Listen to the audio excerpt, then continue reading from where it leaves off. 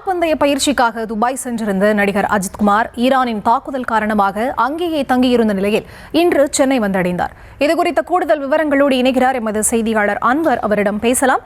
வணக்கம் அன்வர், விவரங்களை நீங்க பதிவு செய்யலாம்.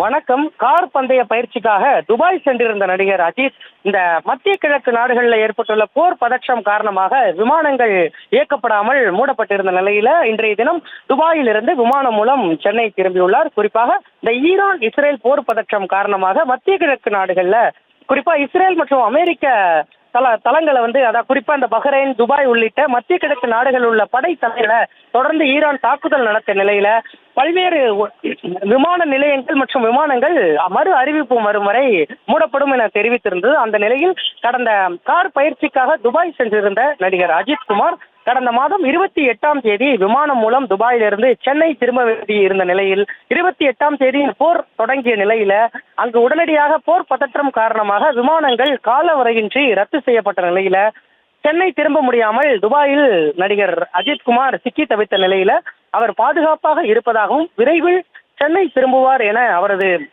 தரப்பில் தெரிவிக்கப்பட்டிருந்த நிலையில இன்றைய தினம் நடிகர் அஜித்குமார் கார் பந்தயத்திற்காக துபாய் சென்றிருந்த நிலையில இன்றைய தினம் விமானம் மூலம் சென்னை வந்தடைந்திருக்கிறார்.